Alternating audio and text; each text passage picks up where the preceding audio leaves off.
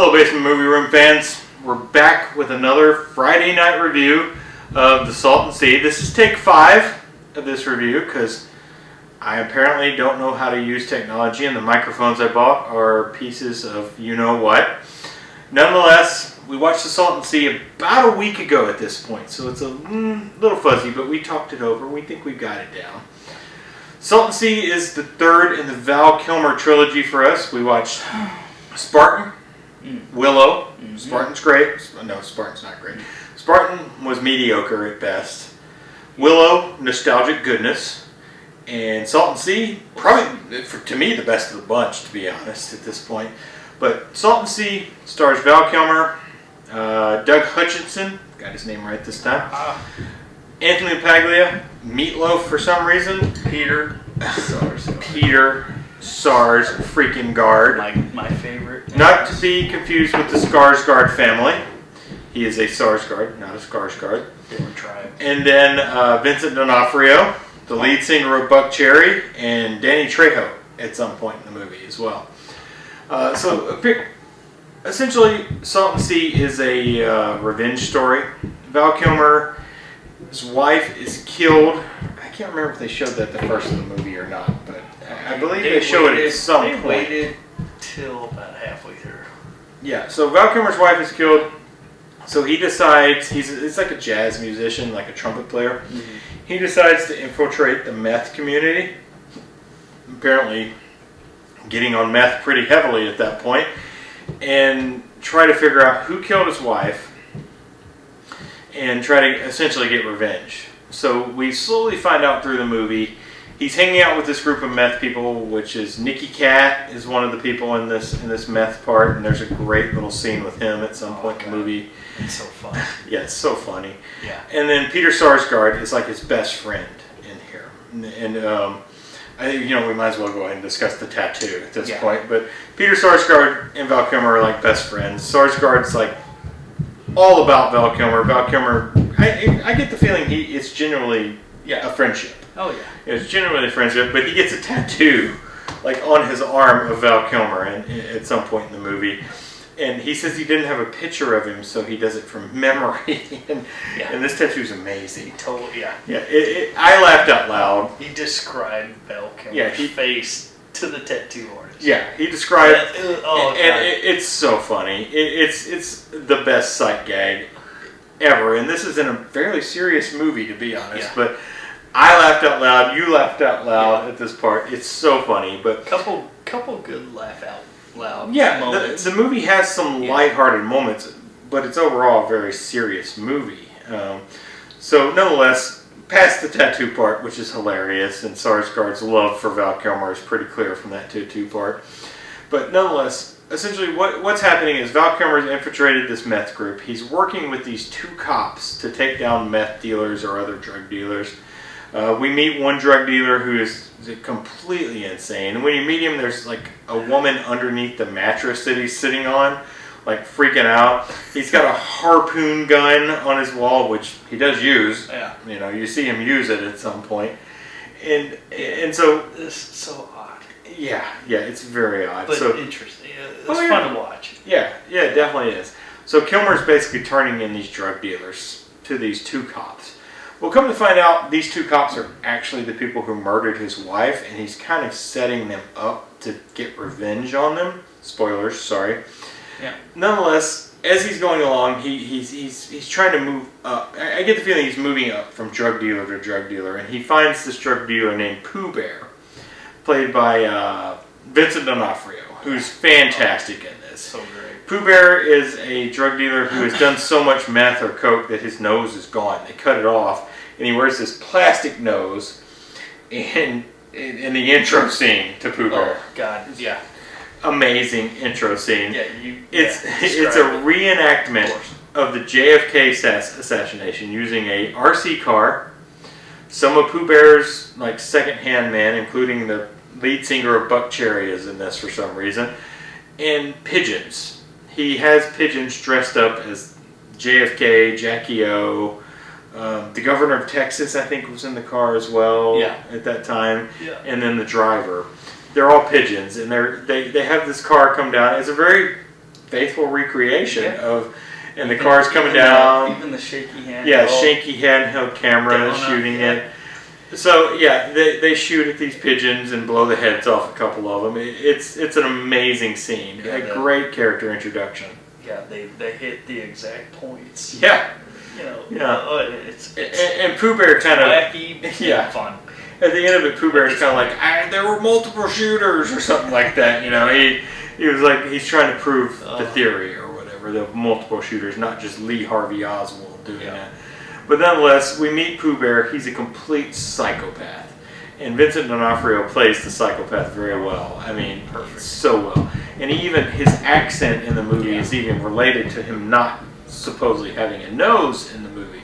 So Kilmer's infiltrating this group, trying to set up a drug deal so he can get these cops in that have essentially killed his wife, from what we know at this point. I don't even know if we know that at this point. I think we get that information later. That's late. Yeah, we get that information a lot later that Doug Hutchinson, they do a good job of like keeping it. If you don't read like the synopsis of the movie or anything, like if you just go in and watch the movie, you're not gonna figure it out until it's not until the later half of the movie. It's definitely not easily figured out. It's really well done and concealed.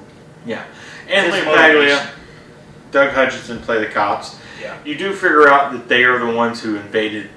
For some reason, Val Kilmer and his wife were at the Salton Sea, which is an inland sea in California, which is apparently disappearing now. When I looked it up, it's disappearing at this point. It's drying out. I guess they were trying to score drugs. Well, yeah, we don't really know why they were out there. They were out there visiting, and they end up in a house. A little plot hole. With Meatloaf playing a role as a meth dealer, apparently. That we're not certain if they know he's a meth dealer or if they just stop there. Yeah. And these two guys in balaclavas, masks, come in and just shoot up the place to steal money, I guess. And they kill Val Kilmer's wife. Val Kilmer's in the bathroom. He only gets shot in the shoulder. I guess they don't check around for any remaining alive people. But he has figured out, at the point where we start this movie, he's figured out that these two cops are the killers of his wife. Anthony Paglia and Doug Hutchinson, like I said. And those guys are great in the role as cops. They're complete a-holes, basically. I mean, LaPaglia is worse. Hutchinson's actually like the decent guy that's nice to Val Kilmer. Kind of a friend. Yeah, he's almost like a friend to Val Kilmer. LaPaglia is a complete D-bag, basically. Back to the house scene, too. They did a really good job of when you think Kilmer's wife is killed. Yeah. She's actually not. Which I thought was a little contrived because it shows them put a gun to her head and pull the trigger. And like she's alive. Yeah. Yeah, in the temple. That's death. Keep death. that in mind for now. Yeah. Yeah. That looks like death, but she does get to talk after that at some scene towards the end of the film. You do see a flashback where she talks. But nonetheless, he's figured out these two cops are here. He's setting them up with Pooh-Bear to do this bust, because he knows this actually isn't going to be a bust. He knows they're just going to rob Pooh-Bear. They're going to do the same thing they did with Meatloaf's character earlier. So, the badger scene. We didn't even talk about the badger scene. There's also a scene where Pooh-Bear gets Val Kilmer and puts his badger and pulls his pants down, puts his badger right near his junk and is testing him that way. And Kilmer holds up to all this testing. You a cop? No. Yeah. He's not a cop, so you can tell that, honestly. He's not a cop. He's a rat, but he's not a cop. Ratted out. Yeah. Trejo. Yeah. So he kind of turns it on Pooh-Bear's own men and Trejo. Danny Trejo's in there and kind of turns it on Trejo, who kind of stole some money, actually, ultimately. So he really wasn't doing the right thing. That's one of the craziest, scenes to have to torture somebody. That in a movie. That's the badger. It's a weird choice. Weird. It's a weird choice. It's a weird choice. But during that visit, there's also this gun taped under the table that. Oh yeah, the gun dealer. We have to talk about the gun dealer. Yes. Kilmer has a gun that he tapes to the bottom of this table at Pooh Bear's, and nobody ever notices it by the end. But where he buys this gun, there's this very... Him and Sarsgaard. Yeah, him and Sarsgaard find this gun dealer and talk to this gun dealer. And this gun dealer... He was worried about his life. Yeah. And, so he went to this gun dealer, and this guy is as wooden as Kilmer is in Spartan. He's a bad salesman. Yeah, maybe worse Probably 100% worse. Oh no, but I think he's actually directed that way. I think he's supposed to be that way because it's supposed to be weird, and it comes into play later. Yeah. Talking about the gun, so Kilmer tapes his gun underneath like the kitchen table at Pooh-Bear's house, and like nobody notices his gun. When Kilmer comes back to kind of enact his plan to kill these cops and take out everybody, the gun's still there. Nobody's sat at the table and been like, "Oh, there's something on my leg. Oh, somebody taped a 357 snub nose under here."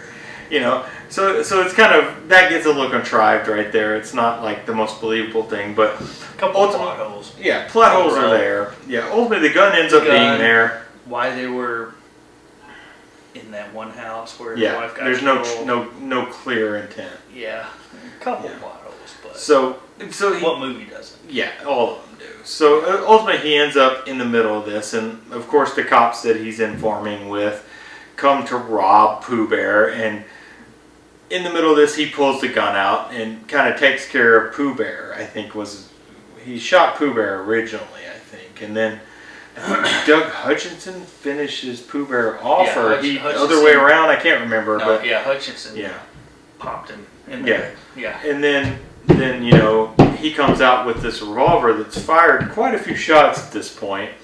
And then all of a sudden we get the flashback to the guy talking about how many shots were in the revolver. You're looking down the barrel of the gun, which is a great shot. It's a great shot. Yeah. They kind of inlay that guy. And they put the guy in here. He's like talking his wooden speech about, I don't know if it's 8 or 9, can't remember. No, it worked though. But it like worked. you don't remember him saying that really until the end of the movie. Yeah. You're like, oh. It's almost a Dirty Harry type thing when you know, like, did I fire 5 shots or 6 shots in Dirty Harry or whatever he says. James Bond. Yeah. So James Bond opening scene. So he does end up having another shot left in this movie. He takes care of it. But he is hit and severely injured in the movie. But Sarsgaard, his buddy, shows up and saves the day, saves his life. And ultimately, you know, we don't know if we do know if he makes it. He does make it through the movie, but it's kind of interesting that Sarsgaard, even knowing he was a rat, Sarsgaard's great in this movie. I think we both agree that Sarsgaard was maybe the best in this movie. Yeah, next to Green Lantern. Yeah, but like it just kind of like it's a cool ending, a great ending in this movie. It's a great movie. You should definitely check it out. And obviously we've spoiled a lot of it, so if you watch this, hopefully you haven't seen the movie unless you don't care about spoilers. But yeah, Salton Sea I had watched it many years ago when it came out. Was it 2003 or 2002? 2. Yeah, 2002. I had watched it right when it came out, and I really loved it then. And I was wondering if it still hold up, and it really does. And this was your first time seeing it, right? Let's talk about the CGI. Perfect CGI use with D'Onofrio's nose. Yeah, no, D'Onofrio's nose. They show it without him wearing his mask, and it's great. It looks great, like green. He must have painted his nose green, and they took it out, and it looks great. It was in a scene where everything around him was like a green light. Yeah. So I'm sure that helped with the effects, but it looked great. Yeah. No, the nose. A good example of using CGI. Yeah. In a good spot. D'Onofrio's pretty method. Maybe he just had his nose cut off for this movie. He might have. I've seen his nose since then. I assume he didn't do that. But yeah. But it's a great movie. What do you rate it? Love it. Well, let's talk about the score first, too. Oh, score. Yeah, I forgot about the score. It was, it was really not prevalent throughout this movie until the very last, 20 or 30 minutes. So, score is, for this movie, it's expected to be like this. Yeah. So it's understated. Much out of it. It's understated. I don't think it needs a big, heavy score. At the end, though, it was really nice, and it did pull the emotion out of you. Yeah. That it needed to. So yeah, and there's some jazz music in there as well. Jazz in there. Yeah. Which made sense. Yeah, because Val Kilmer was a jazz musician apparently, trumpet player. Another thing they didn't really dive into. Yeah, they didn't dive heavily into that, but I think they gave enough to explain that he had been that before, and that he maybe had something going on after that. A few plot holes, but overall, great movie. Score was I think, perfect for this movie. Gotta give it a 4.2. You know, I kind of figured you were going to give it the 4.2 because of the 4 reviews we've done before this one got captured. And I think you know that I'm giving it a 4.5. This is one of my favorite Val Kilmer movies. It's right up there. I think he's terrific in this. This was moving towards the end of his prime, to be honest. But this is a great kind of like, if this was his final film, he would be remembered greatly. Unfortunately, he's done a couple of stinkers since then. But yeah, this movie's great. You definitely should check it out. 4.5 stars from me, 4.2 from him. So clearly, we both liked it. I think you'll like it, and you should definitely check out the Salton Sea. It's available. We watched it on Prime, right? Yeah, Prime. I think I bought it. It was like $5 to buy it. I was like, $2.99 to rent, $5 to buy it. I'm gonna buy it. Available wherever you want. Yeah, available wherever you want, including piracy. So average. Don't pirate movies. 4.3. Yeah, 4.375 average. Yeah. So definitely watch Salton Sea, and we'll see you next time for another review. Thanks for watching. Cheers. In the Salton Sea. I said, hey babe, take a walk on the wild side.